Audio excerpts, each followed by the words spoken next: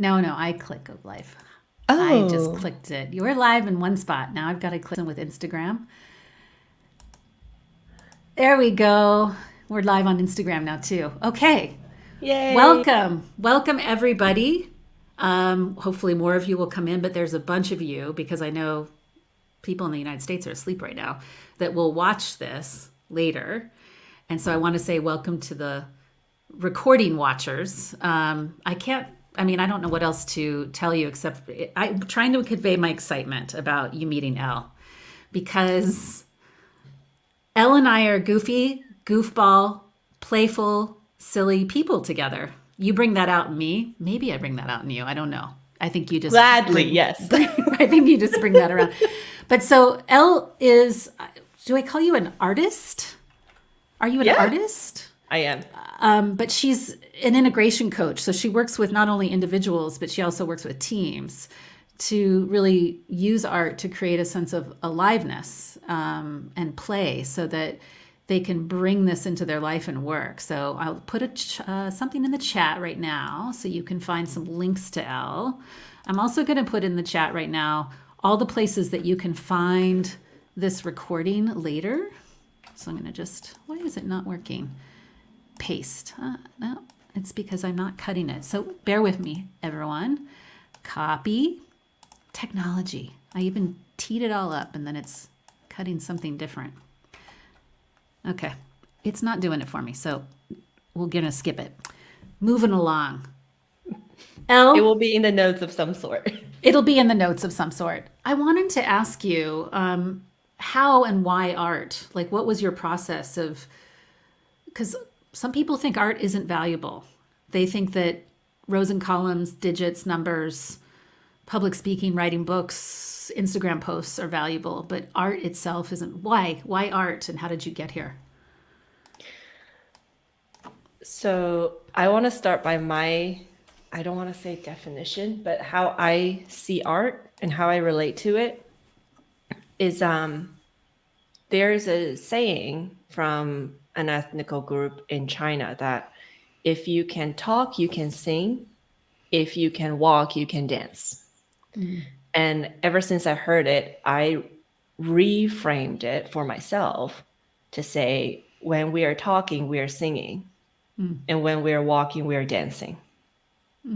So I don't know if I can't, I'm not very good at facial expression control. So I was a little taken aback when you said some people say art is not valuable, because that's how I relate to art these days. Is it is life itself, is in everything we do. So it took a beat for me to understand that which you meant when somebody think art is not valuable. I'm assuming they mean, the paintings that are hanging out in the museum, the performance art pieces some artists make, things that might appear as useless. And to answer your question, why art?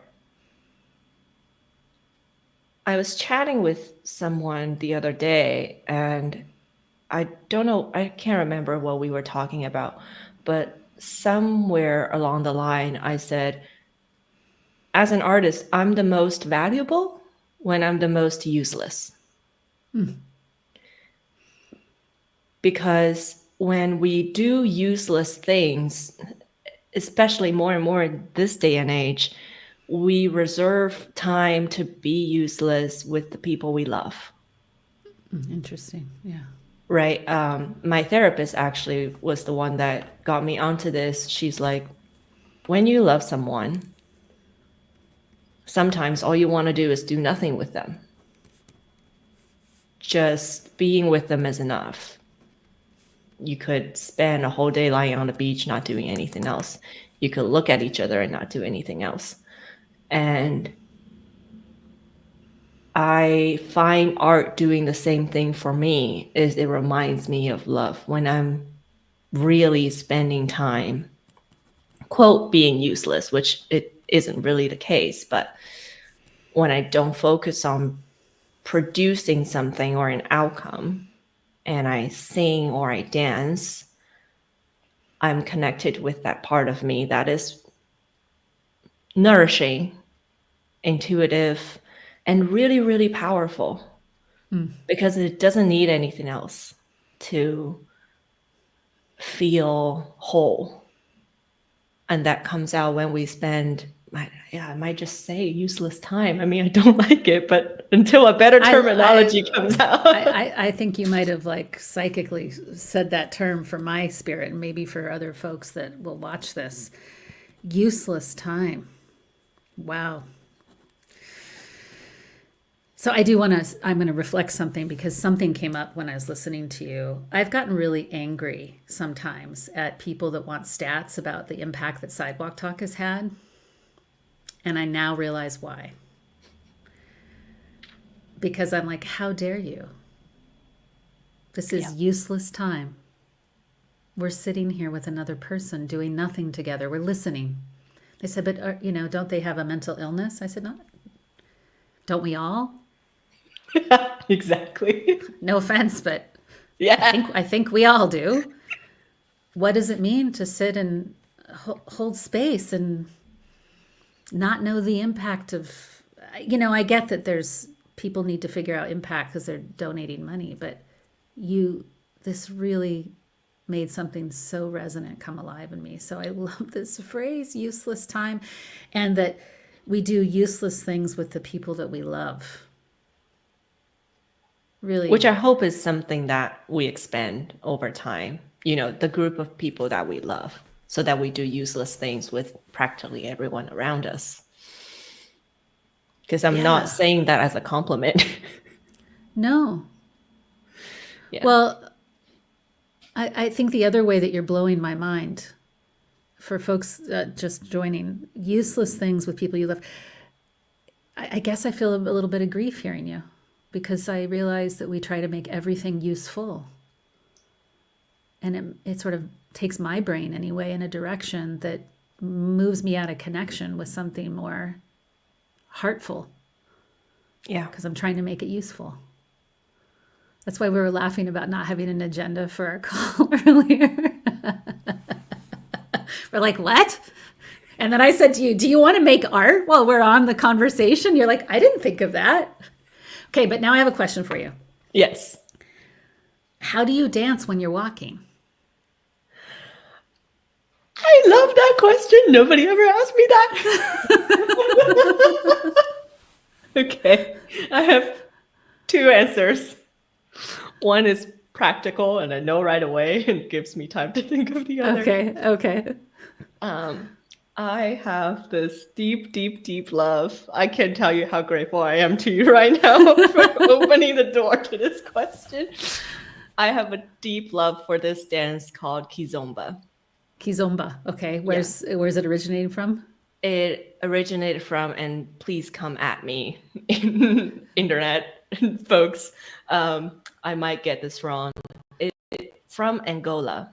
It originated from Angola, and it is a really, it's not actually sensual, intimate all the time, because under the umbrella of 𝗖𝗄𝗿𝗀, a lot of different dance forms have branched out. Some people in Europe, in France, I believe, have urbanized it. So we have urban 𝗖𝗄𝗿𝗀, but we also still have the traditional 𝗖𝗄𝗿𝗀. It has become this umbrella term sometimes, but there's so many different dance forms underneath it. And I bring it up because it's a walking dance.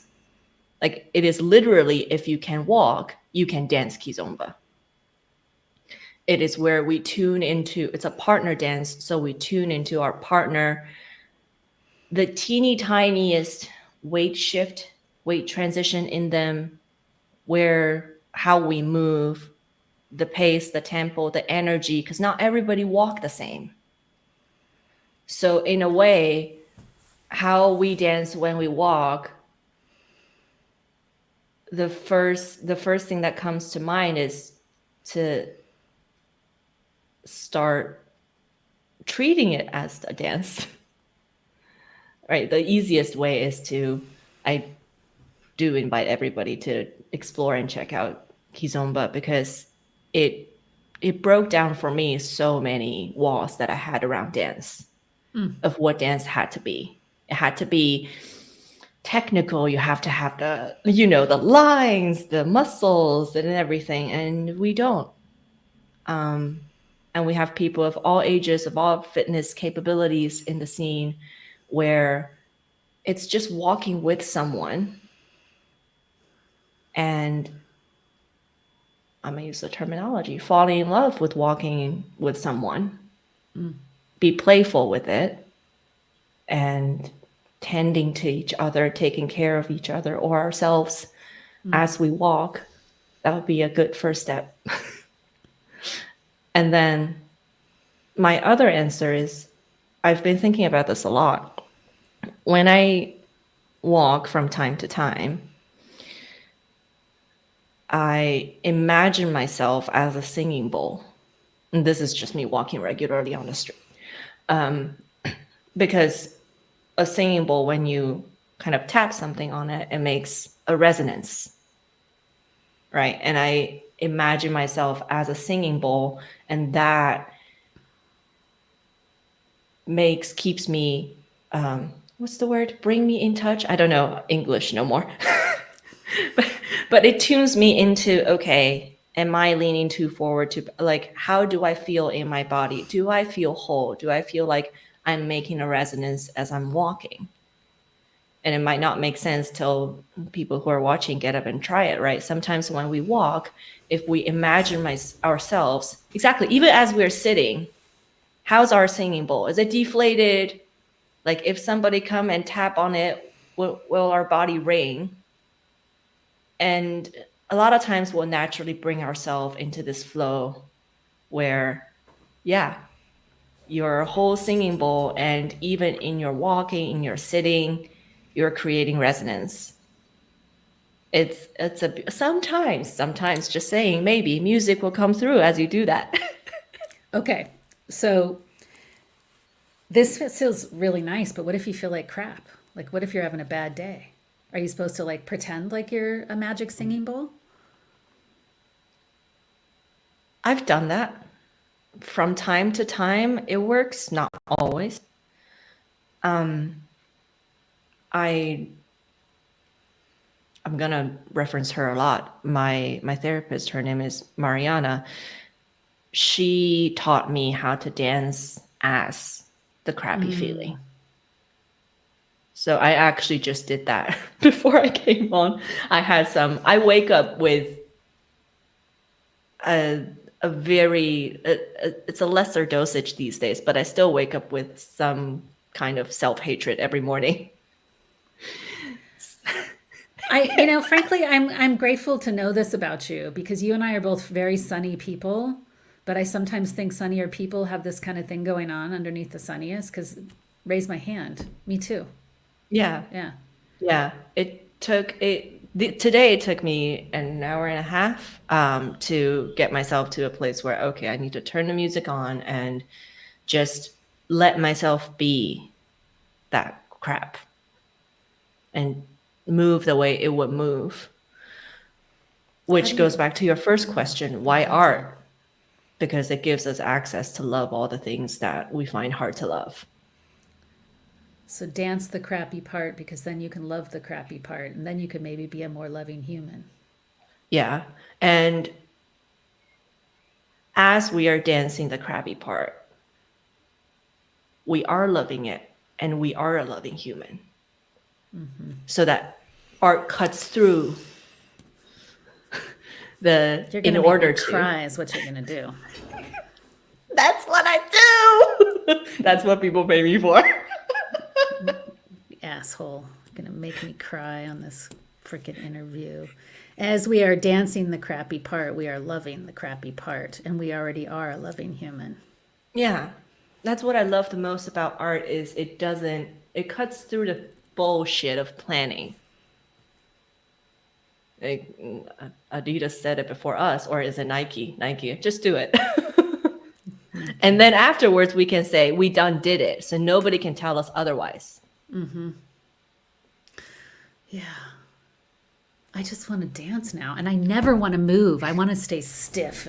I told you beforehand, I did a piece of process work on my inner snake, so I'm supposed to be moving. But oh yeah, I'm gonna start dancing my crappy part. That's really cool. Yeah.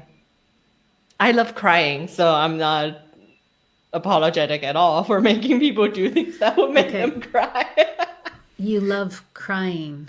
Could you Yeah. explain that to me? What do you love about crying? I spent a long time, but the first, let's see, 27 to 28 years of my life was in emotional suppression. I was still an easy crier. I get emotional and I cry a lot, but it wasn't until the last 2 years that I started to value time when I'm just dedicated to being honest with myself through art, like dancing, writing, sometimes people watching, and see what I'm feeling. An example would be, there was one time I still remember the first time I pick up a guitar after having not sang a song or done anything for like, I don't know how long. I literally just sang a jingle, like I don't even remember what it was, but it's like a song that you'll hear, like "Nation Farm is on your side," something like that. Right? I sang a jingle and I was bawling my eyes out. Wow. There's some part of me that just really, really wanted to sing and have that release. And I love that I get to have access to that. I get to not justify why I feel how I feel.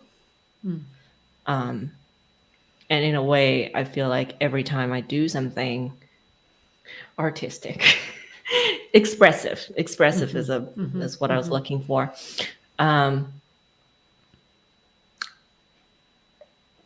What comes out is always a celebration, tears included. So I love crying because it celebrates a part of us that just wants to express. And I don't mean to turn the subject the other way, but I do want to bring awareness to the fact that we could use a bit more time and space in maybe not inviting, but just liberating tears for people, especially the people that we often say, maybe it's not your turn to cry. I have a lot of issues with that. Hence the knack. I mean, I'm with you on, if there's anything that's been turning in my life the last year, it's just collective grief. And I have friends and colleagues, this is their work. It's not my work. Well, I don't know. It keeps whispering to me, but I'm like, this isn't anything I have training in. But I guess, who do you think is being told they can't cry, or their grief is being silenced right now? Maybe if that's too much of a question, you'd let me know. Oh, everyone. Yeah. Just depending on who we are talking to, right? We each have a group of people that we think it's not your turn to cry. And sometimes ourselves. I would say that's the most dangerous one, is when we tell ourselves that. Yeah. Yeah, the hostage situation is quite real in my personal experiences, especially when we know we have some kind of privilege, one form or another, then guilt tripping ourselves when we want to grieve or be confused. Yeah. Yeah. Privilege, guilt, blocking our tears kind of thing. There's a lot of that going on right now. Oh, yeah. Yeah. I was just talking about it in my previous group. I appreciate you bringing that up. That there's that what I hear you saying is that if you feel the you feel tears, cry the tears. I almost hear you saying it's a contribution, not something to feel privilege guilt about. Although there is a lot of this statement about white fragility, that you shouldn't cry because it's fragile. And I'm like, ooh, I actually think we need to watch the context of when that's thrown out there, because sometimes it's really important that we do feel real grief for what's happening in the world in a really potent communal way. We're getting political, so if you don't want to go here, you could go in another direction. I mean, I don't mind getting canceled, and what you just said, like it's been said, so I've heard it so many times, and every time it breaks my heart. Because at the end of the day, we're human. And can I tell a quick story? I'm also just... I would love more stories. Okay. All the stories. I was in a theater project a few years ago when I lived in New York, and it was a theater project where half the cast member was New York police officers and half the cast member was New York City residents, and I was the residents half. But we rehearse together every week. We have dinner together, we rehearse, we have hard conversations. So every rehearsal is this roller coaster of bonding, and then just silly joy, hard conversation, silly joy, really hard conversation. And for those of you interested, the name of the group is Irondale Theater. They are still actively doing this work. In one of the conversations, there was one moment we were talking about privilege. And I remember the moment when a topic was brought up about mental health for men. And then one of the participants said, I'm paraphrasing, but something along the line of, in response to the mental health crisis for men being brought up, one of the participants said, yeah, and they have systemic privileges. And that really paused me, because I see that as a pattern now, where we see somebody as their labels. And to be on the receiving end of that, no matter what group we belong to, I would imagine it's quite dehumanizing. If someone come at me and be like, oh, doesn't matter any label, you're an artist, you're a social worker, because then we become projections and nothing more. There's nothing wrong with us projecting. I don't think we do that all the time. So what I have issue with is we stop there. And I approach a person, I look at all of their labels, what I project onto them, and I walk away, because I feel like I already know who they are. And I forgot my direct response to that phrase of, oh, but they have systemic privilege. I do remember myself saying, at the end of the day, I feel like the biggest privilege that we all share is our lives. We're alive. And this helps me have a more grounded relationship with the word privilege myself, because these days it's so hard to separate it from guilt. But when I look at, we guilt trip privilege, it really saddens me to not have spaces where privilege is used for guilt trip. Can you imagine what it would look like if we use privilege to celebrate the things we love? Can we use privilege to make space for men, women, or anybody who feel like some part of it is suppressed? Can we use how can we use our privilege to make spaces where we celebrate and keep alive what people love. Ooh. It's an invitation. Yeah. It as I'm saying it, my mind is like blank. Blank why?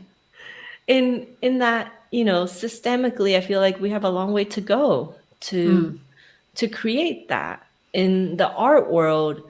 And I don't even know what the art world is, but in my little art world, that's starting to become my foundation. I think messaging you, when we were sharing about a mental health video about men, and that's where this whole rant came from. I was like, this is my next theater project. I happen to be working on a theater project right now that I just want to create this space where we still talk about all the identity stuff, but the end goal of it is to create space where we keep alive men's love and celebrate men's love and see what that does. Right? I'm using that one demographic. Don't mean to generalize, but I think it has the magical power to be extended to whoever we're dealing with. What would it look like if we celebrate their love, remind them of what they love, ask them about what they love? I can see how moved you are just talking about this project. It scares the shit out of me. Okay, we're on here. We already have twice. So. Okay. I'm a cursing person. I'm sorry about that. Same.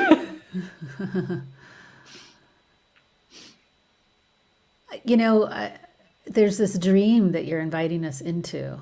There's a dream of taking this concept of privilege, and rather than using it as something to feel guilty about or to shame somebody about so that you can actually get the power yourself, which is often what it's used for, that we can actually have a high dream for privilege that says, look, use privilege to create spaces of humanizing one another.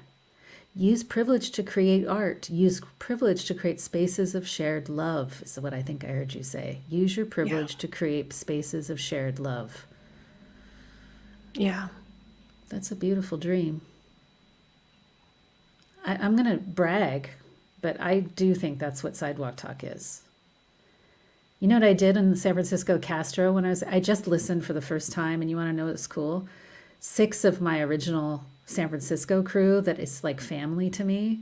So we had 9 listeners, but 6 of the originals we've been listening together for 6 years came out.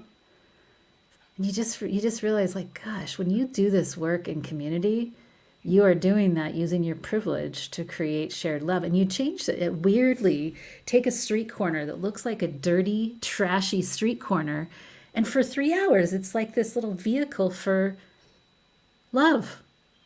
Yeah. It's weird, the whole energy of the little sidewalk. And then you pack up the chairs, and then it goes back to being what it was again. You're like, wow, that's a trip. But I just was so on fire. I was so excited to be able to speak English. And I'm sorry, German friends. I was not built for Germany. My personality, I know people think Polish people hate me. They're like, you're too friendly and I don't trust it. And I'm like, I swear it's really me. I just got to flirt for 3 hours with people on the sidewalk in the Castro. And all I did was just love people. Everybody came up and I'm like, I just put my arm around someone and chat with them and walk with them down the street. I mean, it's with consent, of course. I didn't go touch people without their consent. But so I hope that lifts your spirits. There are places where this is going on. I get it. Social media certainly doesn't, the algorithm does not draw us to them. The shared love algorithm doesn't exist. I would push a little on that because that's what got me to find you. Oh. Well, yay! Then never mind. I'm one of the lucky babes. I really am. Instagram found me some of the pillars of my support network. And I say that as when people check out my Instagram, you'll see like I'm not an avid poster or anything, but this is not the truth. This is just my personal belief. I don't think anything is powerful enough. Like I believe in spirituality aside. I'm a spiritual person, but I also just believe in life is always more powerful than anything we create. So even if there is, say, this evil algorithm that just wants our attention, life will find its way. It will like create some glitches. You know, when people say Mercury retrograde, I'm just like, yes, disrupt the system. But sometimes glitches might work in our favor. We find things that are loving.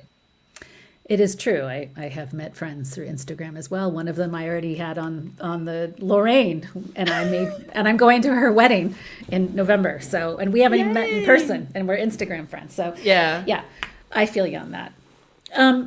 So what drew you to Sidewalk Talk then? You found us on Instagram. You're this amazing artist that creates spaces of shared love, and you help us sort of practice the art of useless time. And then you find Sidewalk Talk. What was the draw? I found you. Well, I found you earlier. I found you before COVID. Okay, that's cool. But it wasn't. I think right around COVID was also when I had moved countries. I moved back home from the States to China. Had to say goodbye to a community that I really, really loved. I did arts education with like incarcerated and formerly incarcerated people in the States for 7-8 years, and visa didn't work out. So I entered a period of grief, moving countries, leaving jobs, leaving people, and lo and behold, you put out HERE training. So it was I kind of held on to that as a life straw, all of it, like really, truly. So to the same way you were saying, you know, Germany was not made for me. I could relate to that from when I moved back to China, and I was like, I don't think this is made for me. Yeah, I don't see that. Yeah. As things changed a little, thankfully. But anyways, that's what drew me. And maybe we can find a way to share that post. Is we were talking earlier about the HERE training, and I honestly don't remember any of the information that was shared during that training, but I'll always, always, always remember the art I made at the end. I'm very thankful I have a documentation of it, because it reminds me of everything I need to remember, which is stop doing so much. And just really drop down to a place where my heart can remind me what I hold sacred, what my senses are saying. Like, do whatever it takes to be with my senses, the things I hold dear, the people, things, places, everything that I love, and loosen my grip a little bit in trying to get something out of people. Yeah. So, and it's, in a way, I feel like we're just doing the same work, like reflected into different light, because one of my practices is I leave letters in public spaces, on trains, coffee shops, sidewalks. And, you know, when that letter's there, or when it's being read, it turns that space into a place where people are present and receiving and giving love. I love this. What kind of letter? Any kind. Sometimes I copy down my favorite poems with credits.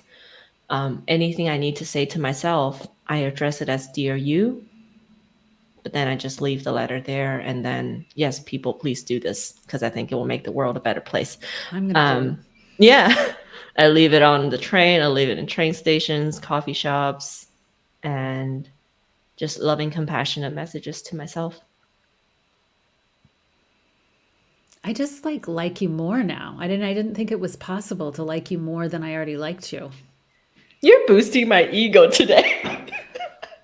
I'm not blowing smoke up your ass. I swear to God, it's all true. Because I don't do that.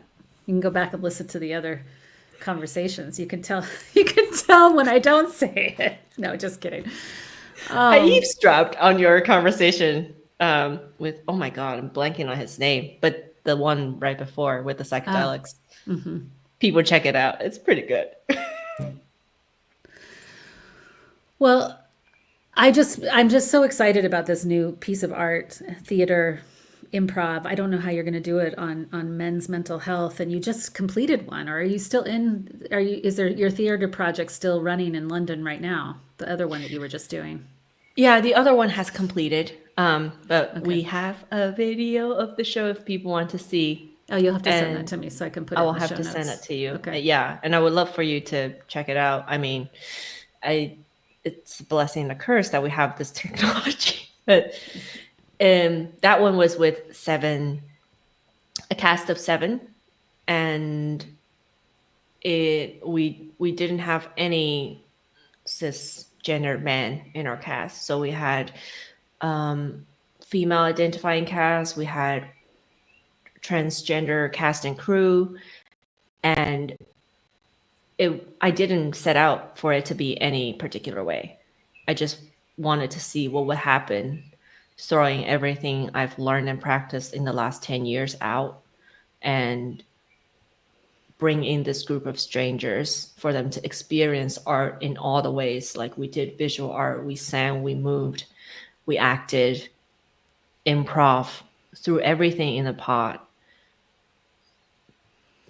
Basically to replace it with happy hour chats and dating app, excursions, and see what would happen. How will we relate to one another differently, if at all?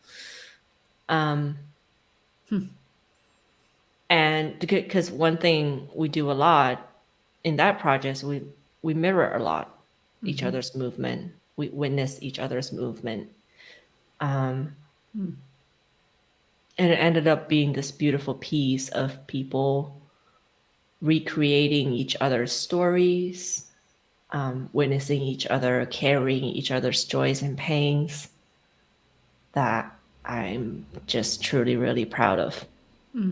Yeah. So now the next 2 months is going to be this new project on men navigating everything. Amazing. I know that we're coming to the end of our time, and I've just enjoyed the snake-like quality of. I've enjoyed spending useless time with you. I'm not sure the audience has enjoyed our useless time, but that's okay because it was just for you and me. I wanted to say that for those of you that are just arriving, that you can find links to Elle's stuff in the show notes. Also on the comment section of the social media live stream. She mentioned here, when you mentioned here, I realized, gosh, who made that training? I should probably go take it.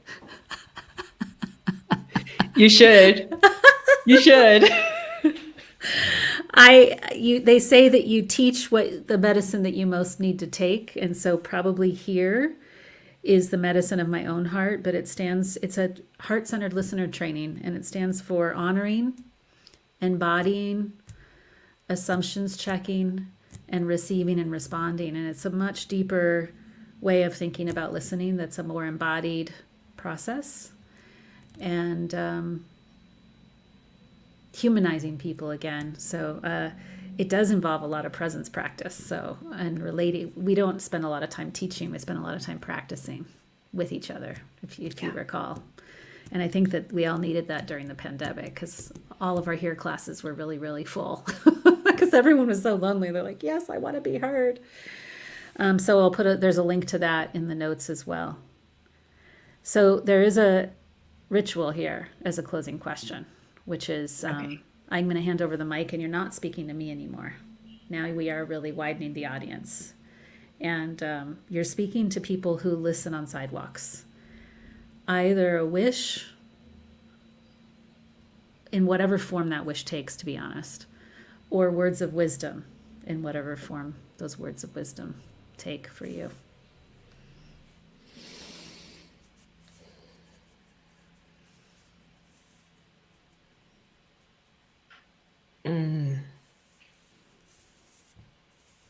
Do most of your listeners listen from cities?